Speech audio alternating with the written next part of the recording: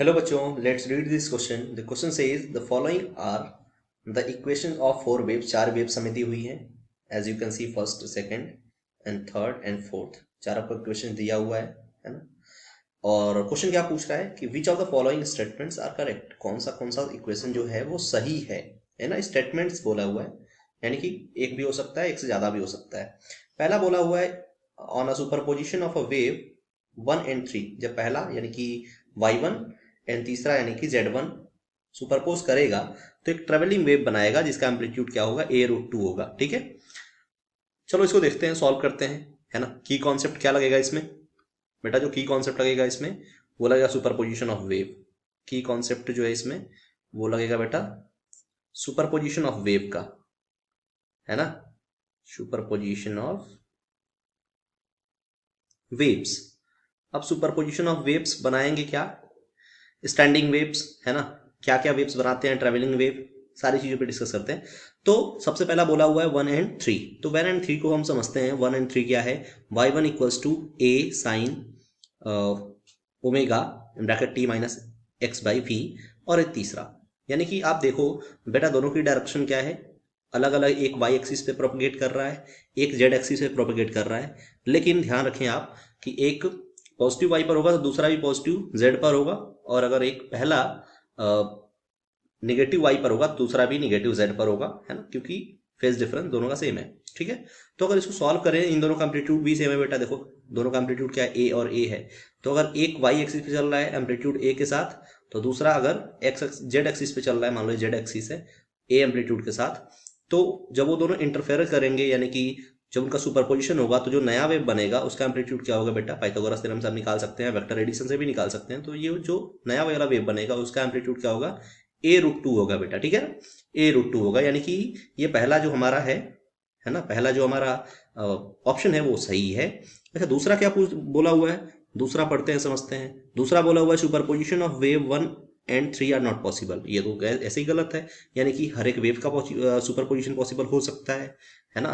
तो पहले दूसरे और तीसरे को भी देख लेते हैं. दूसरा y2 है a sine a cos omega in bracket t plus x by v, और दूसरा भी कुछ वैसा ही है z एक्सिस पर. ठीक है, तो ये दोनों जो होंगे ये सुपरपोज कर सकते हैं. ये एक गलत है, यानी कि, है ना, ये बोला है पॉसिबल नहीं है, लेकिन पॉसिबल हो सकता है. तीसरे ऑप्शन को चेकआउट करते हैं. On superposition of 1 and 3 a stationary wave having amplitude, है ना, a√2 विल बी फॉर्म. ये देखते हैं क्या होता है. अगर हम पहले और दूसरे को कंसीडर करें तो पहला क्या है, y1. फेज क्या है, दोनों का डायरेक्शन देख लो, y1 है, दूसरा y2 है. तो बेटा दोनों की एक्सिस क्या है, सेम है. यानी कि y1 भी इसी पर है और y2 भी इसी पर है. और जब दोनों की एक्सिस सेम होगी तो या तो क्या बनेगा यहाँ पे, कंस्ट्रक्टिव, या तो बेटा बनेगा कंस्ट्रक्टिव, या तो बनेगा यहाँ पे डिस्ट्रक्टिव, है ना. या तो बनेगा कंस्ट्रक्टिव या तो बनेगा डिस्ट्रक्टिव, क्योंकि या तो वैल्यू होगी पाई या तो वैल्यू होगी 0 डिग्री. ठीक है ना. तो इस केस में, इन दोनों केस में या तो कंस्ट्रक्टिव बनेगा या तो डिस्ट्रक्टिव, और दोनों केस में कभी भी a√2 फॉर्म नहीं होगा. क्योंकि a√2 कब फॉर्म होता है? जब एक हो किसी दूसरे एक्सिस पर और दूसरा y एक्सिस पर हो, z एक्सिस पर हो. मतलब दोनों अलग अलग एक्सिस पे होने चाहिए. अगर ये y तो ये x पर होना चाहिए, ऐसा, है ना. तब बनेगा क्या बेटा आपका, a√2. तो ये भी गलत है. ठीक है, तीसरा देखते हैं, लास्ट सॉरी, चौथा देखते हैं. चौथे में क्या है, listen. On superposition of 3 and 4 A transverse stationary wave will form, है ना. चलो देखते हैं कि कैसा वेव बनता है फोर्थ वाले केस से. यानी कि बोला है थर्ड और फोर्थ से. थर्ड और फोर्थ क्या है, थर्ड और फोर्थ है. तो बेटा थर्ड को लिख लेते हैं z1 equal to a sine omega t minus x by v. और फोर्थ वाला क्या है, इसको थोड़ा अच्छे से समझना पड़ेगा, a cos omega t plus x by we.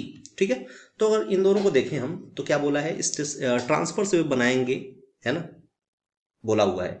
तो बेटा ध्यान दो, है ना, कि अगर ये देखा जाए तो दोनों की डायरेक्शन क्या है, अलग अलग है ना. दोनों की डायरेक्शन अलग अलग है क्योंकि एक का वैल्यू निगेटिव है, दूसरे की फेज पॉजिटिव है. तो दोनों का डायरेक्शन पहली बात तो अलग अलग है. लेकिन एम्पलीट्यूड दोनों का क्या है बेटा, सेम है.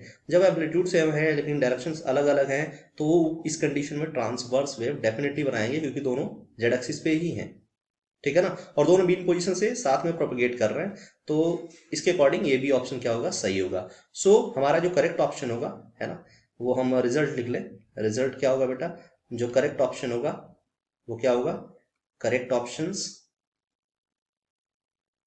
है ना। क्या होंगे करेक्ट ऑप्शन होंगे बेटा, पहला और चौथा, यानी first and fourth will be correct, है ना। और दूसरा और तीसरा यानी second and third will be wrong. Thank you, I hope you understood it well.